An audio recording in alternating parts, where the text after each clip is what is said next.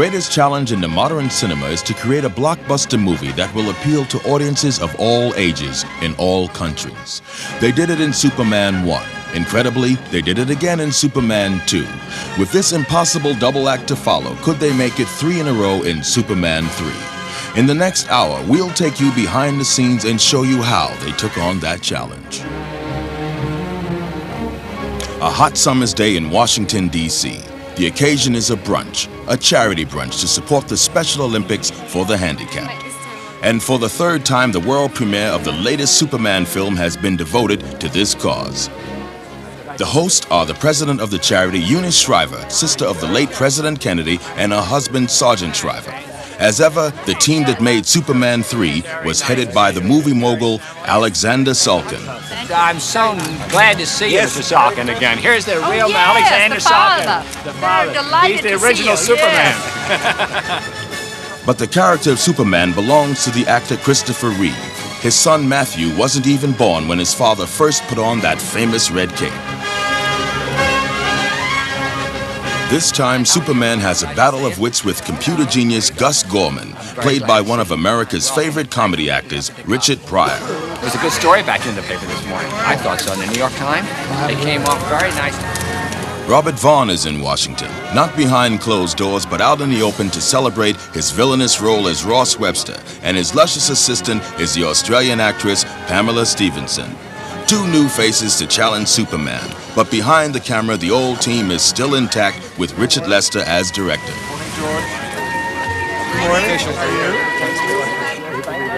Pierre Spangler as producer, and as executive producer, Ilya Salkin, the man who had the idea of making this series of Superman movies. Done it again.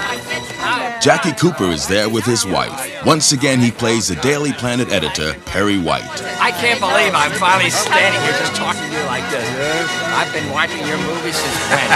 I think I saw you the first one. After the brunch, the world premiere of Superman 3, and then on to the White House for a presidential reception.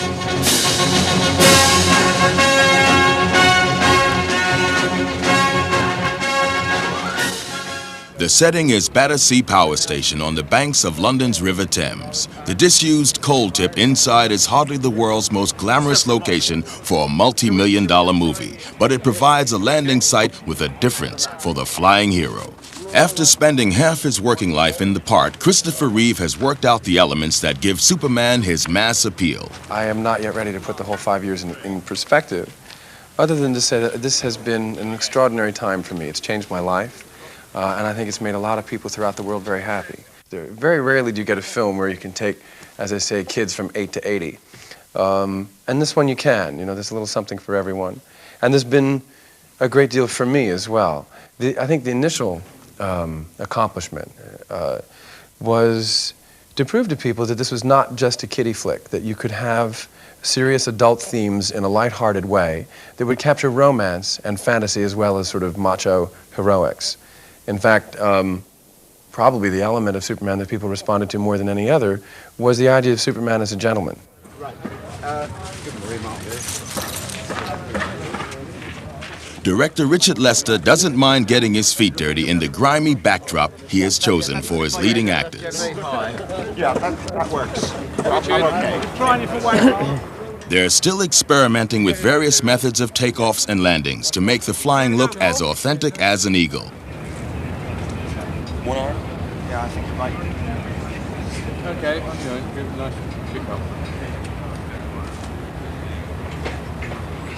But in the quest for perfection, Lester agrees with his star Reeve that any action that isn't 100% right isn't right. That's useless. It's good for landing, but not for takeoff. It's that we'll have to overlap it and I'll have to do another takeoff. They're thinking it's going to be wires.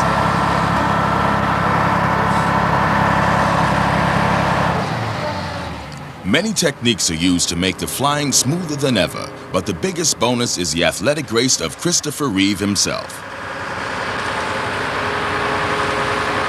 180. There's no shortage of stars down in Battersea today. Richard Pryor, a computer genius who finds himself in a love-hate relationship with Superman, arrives to tackle the first major scene in the shooting schedule where the two men work together.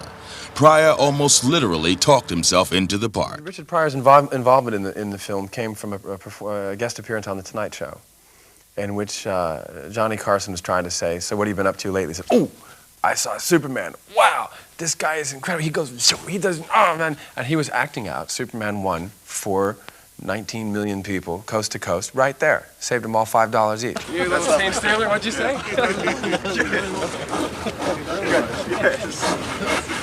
And director Richard Lester is only too aware of Pryor's individual style of performance. But I think he's developed a technique, and after all, he's made 30 films, of keeping fresh. He never says the same line the same way twice. He never walks in the same way and moves in the same way. He's the continuity girl's nightmare. But he keeps himself fresh by always doing something slightly different. But he has an amazing technique as a film actor. However strong the casting of a superstar, a film depends on the leading actors finding the right chemistry between them. In Superman 3, director Richard Lester did his best to ensure Christopher Reeve and Richard Pryor played off each other in a cheerfully balanced fashion. In the event, they actually had fun working together. 319, take one. Background action! Action. We're on the ground, Gus. You okay, Soup? I'm fine. Just a second, excuse me.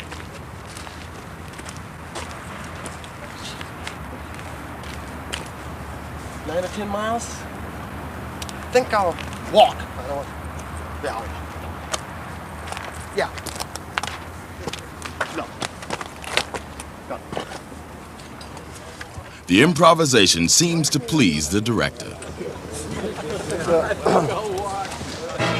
Some locations in Superman films are so extraordinary, you can't just find them. They have to be built from scratch. His arch enemies tend to use their vast wealth to live in extreme and eccentric luxury. Remember Lex Luthor's lair under Grand Central Station? Well, Ross Webster, the chief villain in this picture, is keen on skiing. But since he can't be bothered to travel to the slopes every weekend, he's had a ski slope built on the terrace of his Metropolis penthouse apartment. Now, in the Superman film, some effects are achieved by models and others are cleverly created by opticals, but this ski slope is for real. It took 3 months to build this exotic setting in Pinewood Studios, and when it was complete, another problem had to be solved. How to cover it with snow that A, wouldn't melt, and B, you could ski on. The 100% solution, 17 tons of Epsom salts. It is from here that Ross masterminds his scheme to dominate the world by computers. The setting may be the most perfect money can buy, but even for the rich, the little things still irritate, like a broken chair. No. Perfect. It was the perfect plan. It was fool's. Actor Robert Vaughn. Well, Ross is one of the wealthiest men in the world and is not satisfied with being one of the wealthiest. He wants to be the wealthiest and control all of the coffee and oil that he does not already control. And the only person standing in his way is Superman. I'm going to have to get rid of him. But how? Shoot him? You know about him and bullets, not to mention knives, tanks, bombs. Kryptonite. What? Or krypton hammer. Kryptonheimer. Anyway, I forgot what you call it, but there's this stuff that can, like, hurt Superman. How would you know about that? Oh, I know a few things. Yeah, so I understand from the group. Pamela Stevenson is Ross's secretary come masseuse, and Annie Ross plays his ruthless sister Vera. But they all depend for their power on the inventive mind of Gus Gorman. This time, Superman seems to have got the better of him. Action. You think he stayed around to take bows? Not him. No, he flew up into the mountains where the mudslides were taking place, right? All the rain had washed the mud down into the valley. There was a big boulder rolling down the hill. It must have weighed 1,000,000 pounds. You know what he did? He just looked at it and said, "Hey, Bodie." Writers David and Leslie Newman. We thought if we have this great, gifted man, it would be wonderful if we could find ways for him not to only play the one character, but to do other figures, and we found a way to do that. He does this kind of General Patton-like guy. He does this kind of cornball salesman. And he does Superman. And he does Superman. He picked it up and he twirled it around on his finger like a basketball and slam dunked it into space. It just shot up like that. It was fantastic, man. And then you know what happened? I can't remember. Doesn't matter. The city of Calgary in the heart of Canada once again played host to a Superman film. They shot Superman 1 locations here. One of the major set pieces this time was a raging fire just outside town. A dangerous task for Oscar-winning special effects man Colin Chilvers. We picked a petrochemical plant which is just about to come on stream, which cost about $400 million to build. And well, they've given us permission to go in there and make fires and explosions. So that'll be interesting to see, to work with their firemen as well. They're so strict as to what we can do, quite rightly so. But that's a challenge, to make a good effect, but keep within their safety limits. Well, I think the idiocy of a film crew to go to a place where you're not allowed to bring a cigarette lighter because of the danger of flame, and set the whole thing alight with explosions and butane cylinders, it just shows the foolishness in our business. I think you better do it. Neil? Yeah? Put it onto liquid.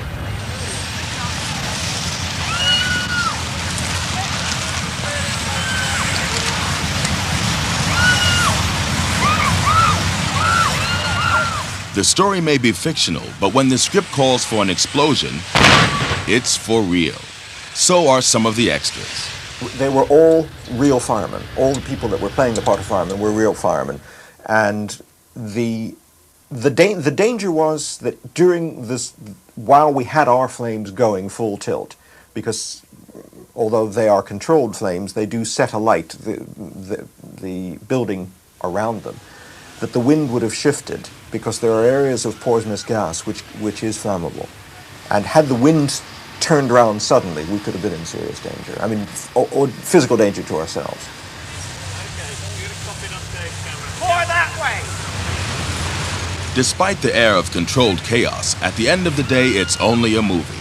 Human safety is more important than anything else. Where possible, the crew stay well away from the flames.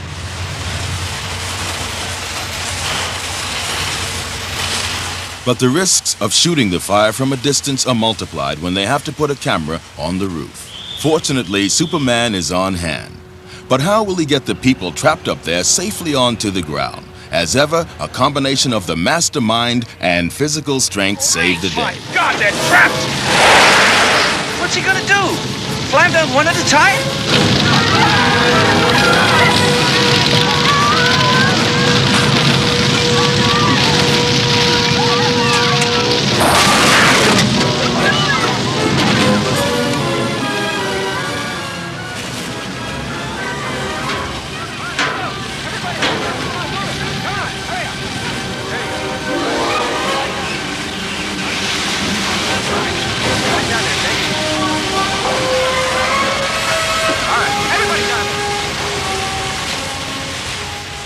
But Jimmy Olsen, played by Mark McClure, is in there somewhere. Like a good photographer, he lives with his camera. And he goes for some pictures and he climbs a ladder and it breaks, you know, and he falls down and he kind of breaks his leg. It's a sad story. Send those letters. And Superman saves him.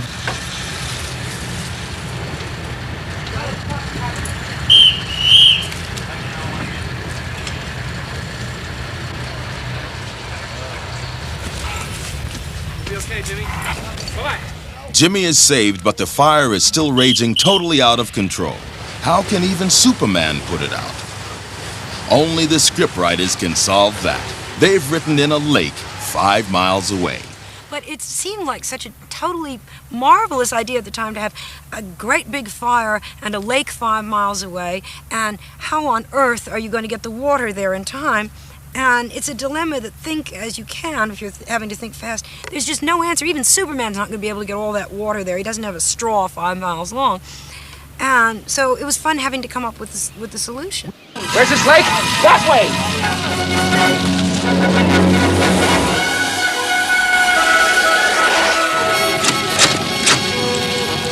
Elmer's home told me we had an adequate water supply. How can I... But how will he get the lake back to the fire?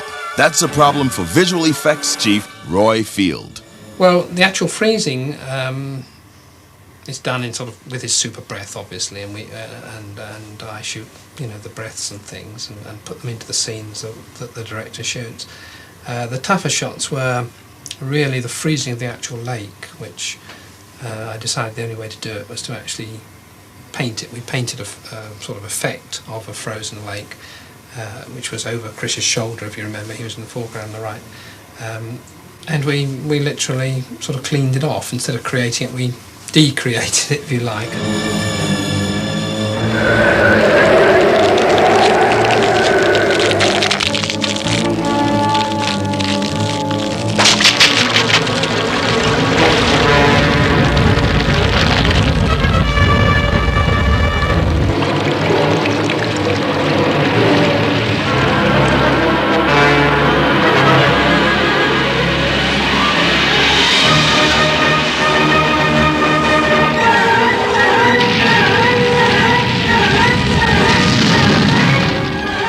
One of the most intricate challenges facing Field is to create this shot of the lake falling on the factory. Take some candy glass, which is glass we make here. It's breakaway glass, you know, it's sugar glass, I suppose, better word for it.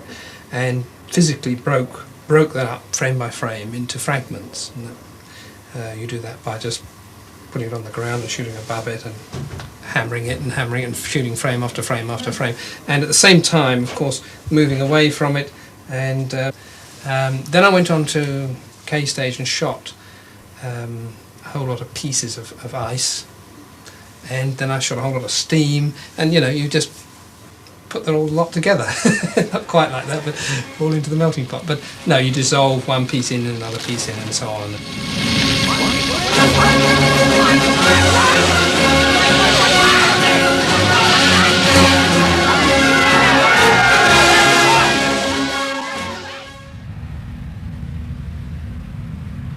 The limitless cornfields of Alberta provide a perfect setting for Clark Kent's romance with his old high school friend Lorna Lang, played by Annette O'Toole. So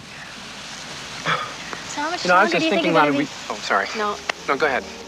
Could I make it in Metropolis? I mean, what would I do when I got there? Call me. No, I wouldn't want to call you. You want to call me? Yes, I want to call you, but I mean, I wouldn't want to be a nuisance to you. I don't think you could ever be a nuisance to me. Clark, may I tell you something? My oil pan is leaking. Christopher Reeve has given Clark a new dimension this time. Oh, see, there's something dripping. Can I give you a hand? No, thanks. And I've added a new characterization to Clark Kent, which, in case you don't see what I'm doing in the film, I'll tell you what I did right now. I felt that after 2 films worth of bumping into doors, by now I should know where the doors are, and the elevators and the street crossings. It's a bore to watch somebody be a klutz all the time. But Clark is the person I grew up with, and I can talk to him. And there's sort of a lost feeling about that here's this wonderful person. I was so into being popular and being with the football hero that I never saw what was right there. And you know, there's that bittersweet quality about it, I think. So I played a thing in the movie where Clark discovers that he is needlessly putting on the act of a fool and drops it. But even the new-look Clark still has something remarkably perceptive about him. Lorna's son Ricky has had an accident.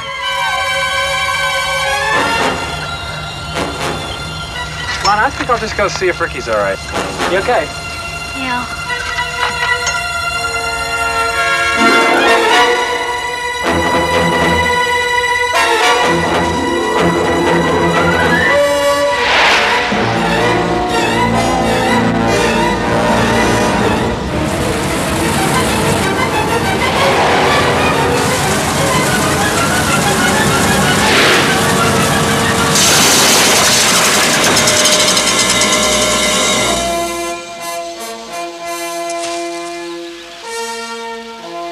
Gosh, is he all right?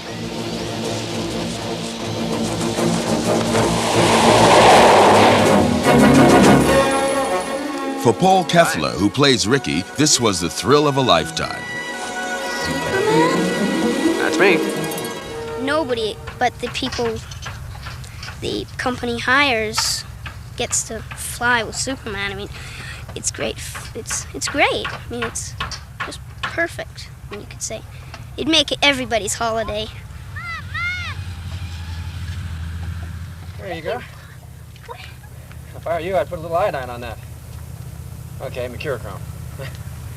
Thank you. Oh, I'm Lana Lang. Nice to meet you. And this is Ricky. And this is Clark.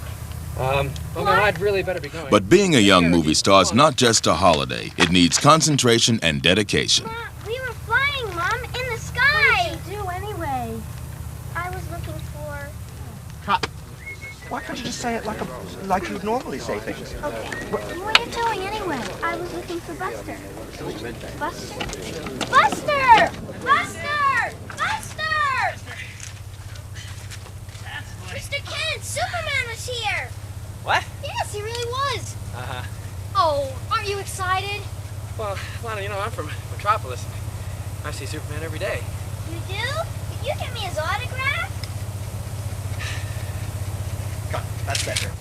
As Christopher Reeve ad-libs, I wish I had a nickel for every time I was asked that. Downtown Calgary is playing Metropolis, better known as the Big Apricot in this film. In the center of the city is a skyscraper that has on its top Webster's Penthouse. No better example of the minute planning that goes into a Superman film can be given than the fact that two split-second elements of a scene can be shot 5,000 miles apart and made to look as if it all happened on the same day in the same place. Back in Pinewood, Richard Pryor put on his skis. In an elaborate stunt, he has to ski down the slope, out of the penthouse, along a roof, and into the street. Well, his stand-in Greg is doing the roof skiing. He's a good stuntman, but he's never skied before, especially down a skyscraper.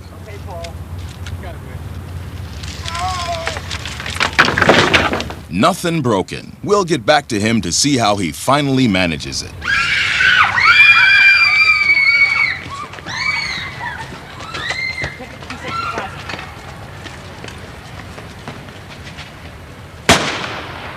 Down at street level, a robbery is taking place in front of thousands of witnesses. It makes good street theater for the onlookers. What they don't realize is that the robbery isn't part of the main plot of Superman 3.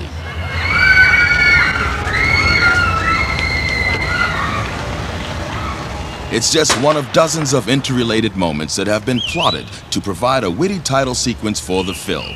Few of the people actually working on the scenes know precisely how they will actually fit together. Only those who've seen the essential storyboards can keep track of the sequence of events.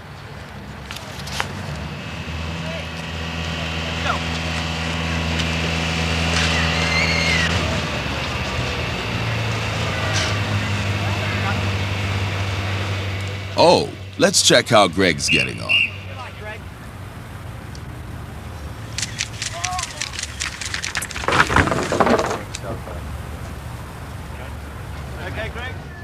Back at the title sequence, a policeman lets off a bullet and it hits a car tire. If you are using a lot of physical effects, it's better that, if you have someone that can draw them, that you draw what you want to achieve, or have it drawn, so that there's no surprise. It's terrible to go on to a day's filming and someone has dug a hole big enough to take a car, and you say, I really meant it over there.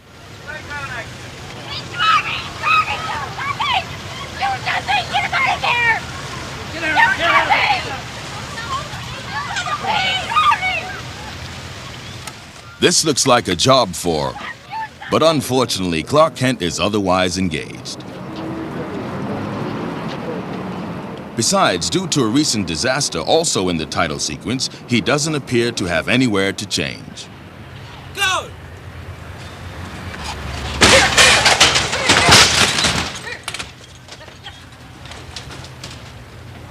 Nothing seems able to stay up for long in Calgary today.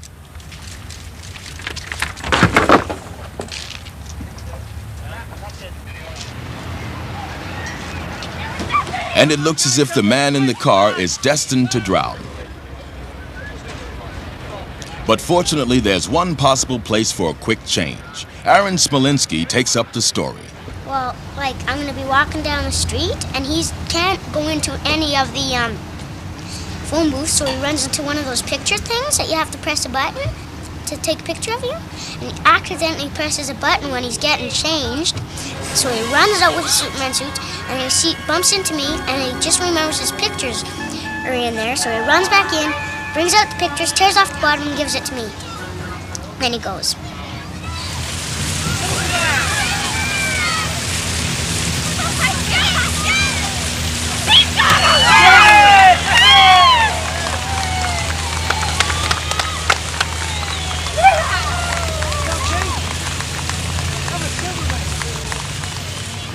Cheers. Do you know that is a lifelong ambition to be rescued by Superman?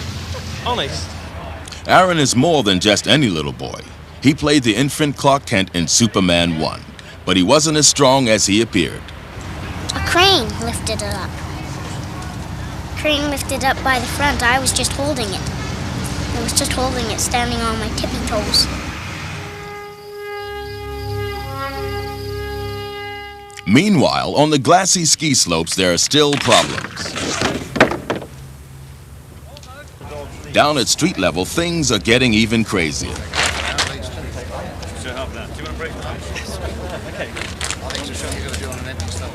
Right, okay. Surely, even the storyboards can't join these bizarre happenings together. 395, take 2, aim big cameras.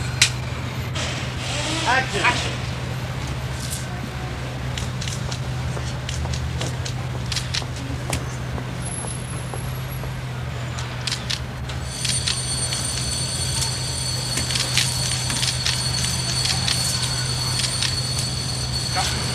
Got it?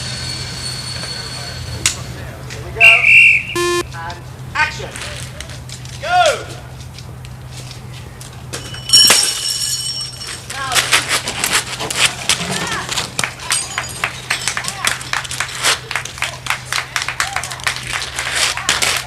Even Clark Kent has to join in the slapstick and catch a flying custard pie. No easy act.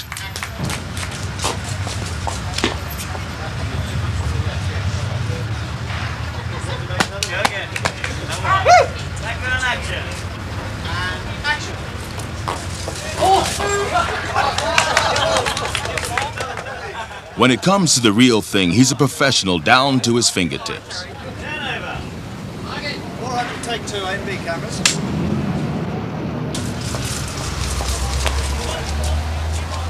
Bullseye. Now, can Greg get it right as well?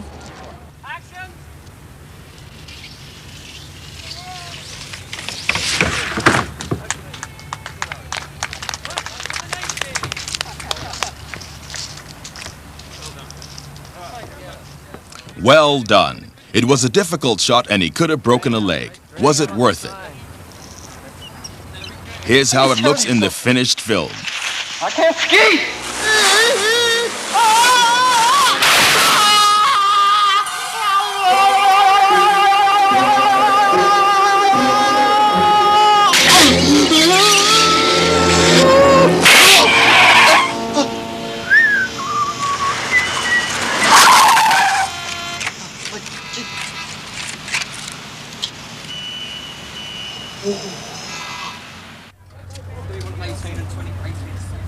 One of the final scenes that cameraman Bob Painter and his crew had to shoot on the streets of Calgary was the descent of Superman to the level of a street drunk.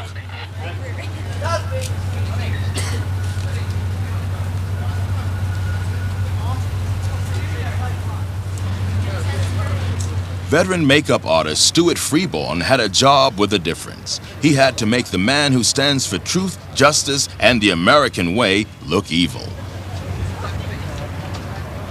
The rot set in when Richard Pryor made Superman a present of some nearly pure kryptonite. Not enough to kill him, but enough to turn him away from the paths of absolute goodness. You, Superman, with this token of our appreciation, it's the government's way of saying you did a fine job. I can't get through here, lady. There's something happening. Superman's drunk.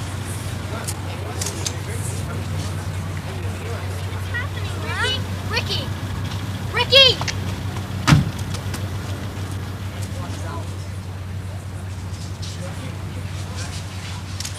What are you looking at?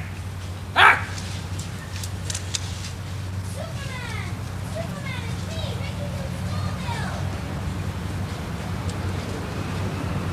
Even Lana and Ricky are too late to save him. The writers have done their worst.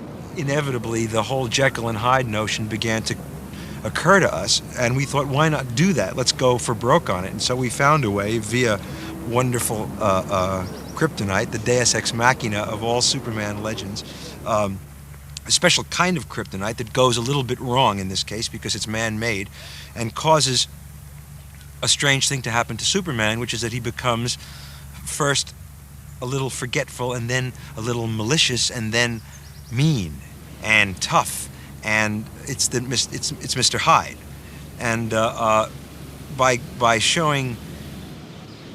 by taking this icon of good and turning him into something not very pleasant, we allowed the good Clark to step forward as another character until with his own decent virtues.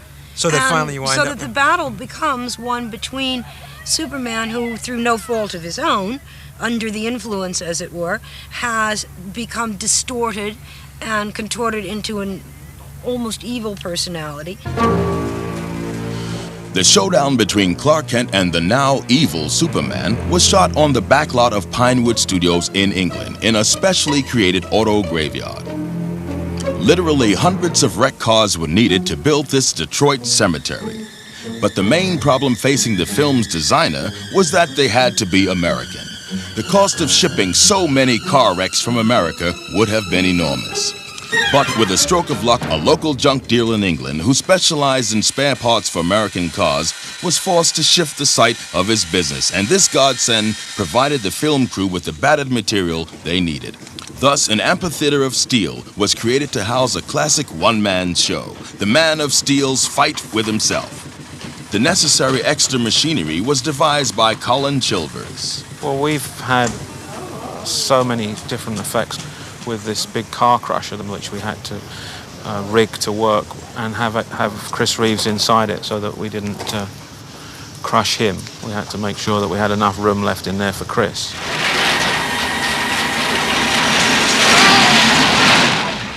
It was designed around the car crusher, and then we had to slightly redesign it for our own purposes.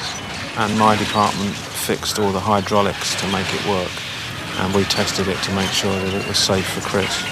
And we have to do things which a regular car crusher wouldn't have to do, which is like close very quickly, because of film time is no one wants to sit and watch a car crusher close for 15 seconds, so we had to get it down to 5 seconds. For Christopher Reeve, it's possibly the most physical piece of acting he's had to do in the dual, now triple parts.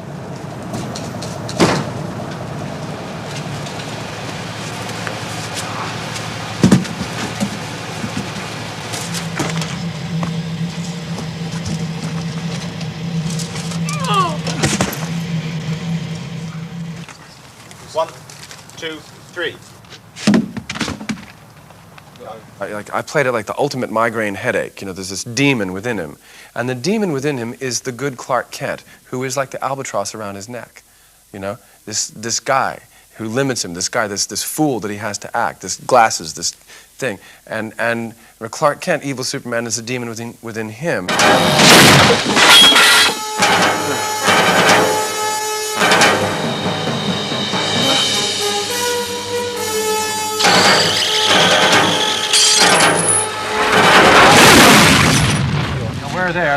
With 5 years' experience in the part, Reeve works in close collaboration with director Lester to get the action and the camera angles perfect. That's the machine that hurts. Have you tried one? Do we have a... We think we're all right. And it's wonderful to have someone like Christopher who is there saying, I think that in these circumstances, Superman would or would not do that, or Clark Kent would or would not do that. He certainly now has a great grounding in Superman's feats and his stunts and what he can do and how to achieve them. Or if we make it another action that is easier to fake, which is a mutton chop, like a a rabbit punch. Yeah, you want to try that? Yeah, sure. If you come down, a rabbit punch, and I'll just take it in the teeth. So come into there. Yeah.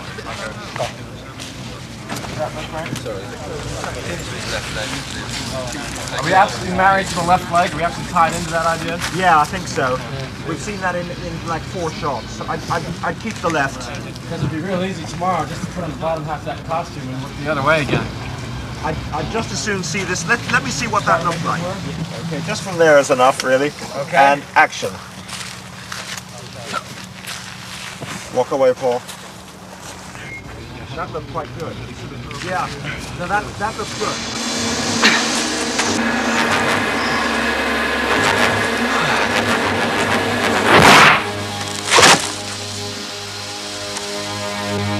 In this schizophrenic battle of wills, good eventually triumphs over evil.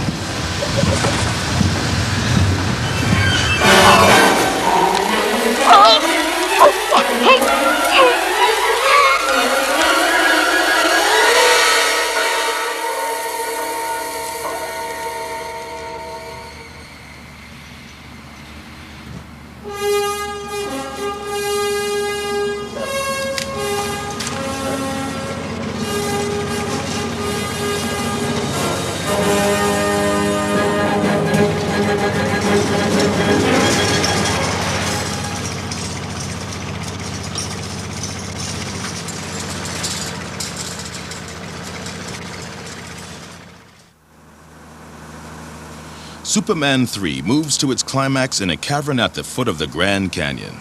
There, Ross Webster and his 2 female collaborators have constructed a giant computer. They've chosen to balloon down to their prized possession.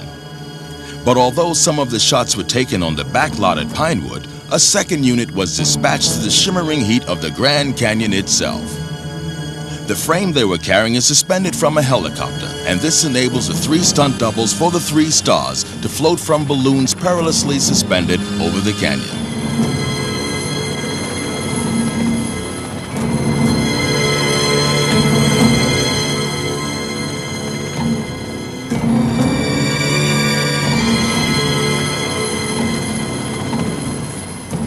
Back on the vast 007 stage at Pinewood Studios, they molded exact replicas of the Arizona rock formations to make the cavern in the canyon.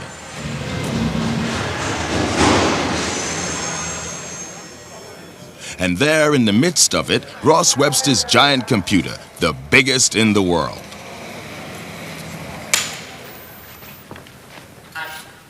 This is the moment when Superman confronts the villains for the first time. I don't know you, lady. I'm sorry, but that wasn't me. That guy's gone. And you're next, Webster.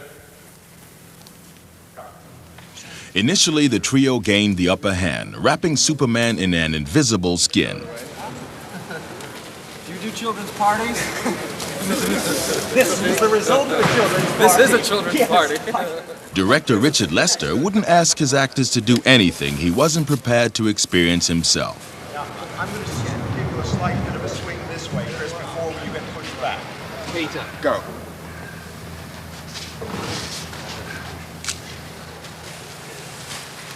Look, Richard, look to him and smile as if... Down, please. Cut. Down. Keep running. Number. With Superman at the mercy of the machine and its vicious masters, Richard Pryor has a last-minute change of heart and tries to destroy the monster he designed.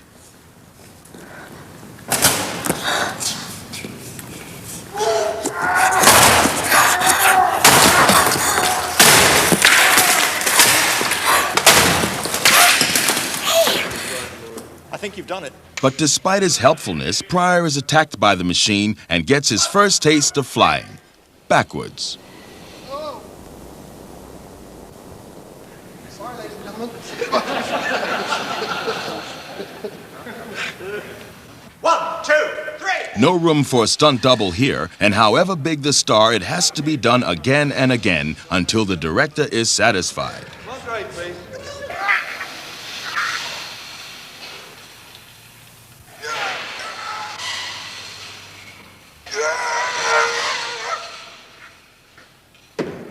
That's it. Thank you, David. That's the one. Thank you. Okay. 271, take 1 and B cameras. Stops a minute. Here we go, and action! Girls! As the computer begins to take over, things go out of control for the terrible trio. But even in the carefully plotted chaos, there's still room for the occasional bit of fun.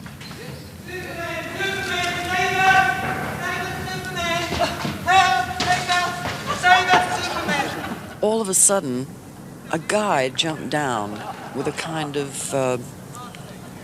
of Batman suit on. He said, "Don't worry, sweetheart, I'll save you." And it was our head stuntman, Paul Weston, which cracked everybody up, especially me. Then, go. But the show must go on. Vera meets a fate worse than death. Sis! Sis! Sis? Now she's a robot. Vera's hate for Lorelei becomes even more dangerous. She has the power to make people fly. Right, that's far enough. Appearing in special effects films these days is something they never prepared you for at drama school. It needs a strong physique and a head for heights. Go!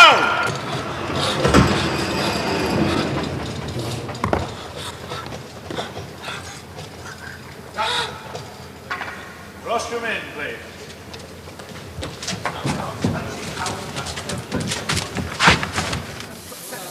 Straight up, Pam. Take it away.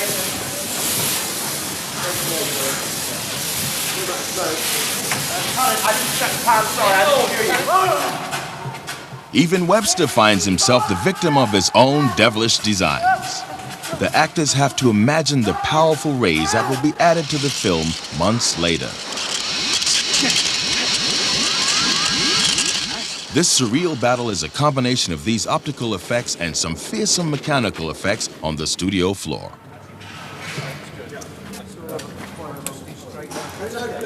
Two bells. Camera reload.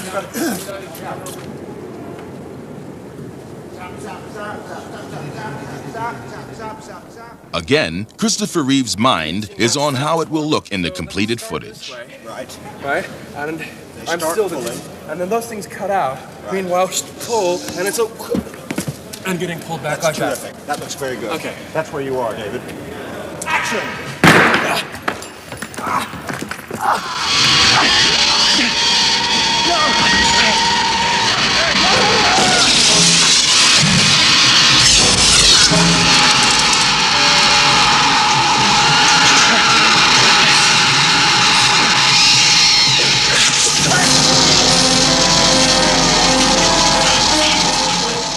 Does Superman survive? Does anyone survive? All will be revealed in the finished film. What doesn't survive is the computer itself. The whole million-dollar construction is wired with hundreds of strategically placed charges to prepare for its ultimate destruction.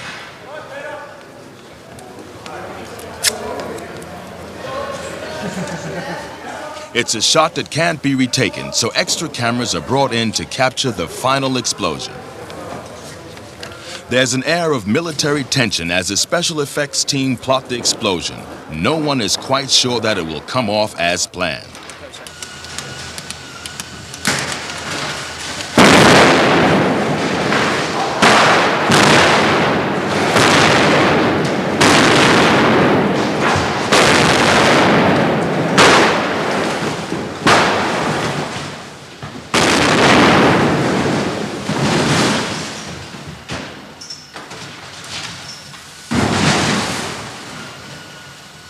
I couldn't believe it when Clark gave it to me. For Christopher Reeve, Superman 3 represented his biggest challenge to date. His style and his actions are now familiar to the audience. They know that he can change from Clark to Superman, and they know that Superman can fly and perform the impossible.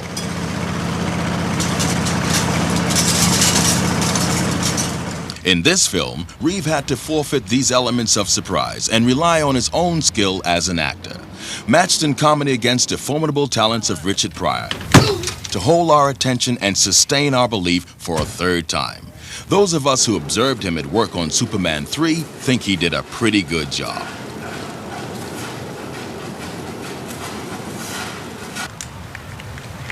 During his 5 years on the 3 films, Christopher Reeve has had his own chronometer. His son Matthew was born and learnt to talk. At last, he's found out what Daddy does. Well, at first he thought that I played a soup man who used to go from door to door like the milkman or the eggman, handing out spoonfuls of chicken noodle and minestrone soup. And he thought, that actually might be what I'm down to when I'm 60. Sort of, hello, I'm the soup man. But he now knows quite well that I'm Superman. If you ask him what Superman does, he says, well, he flies all by himself.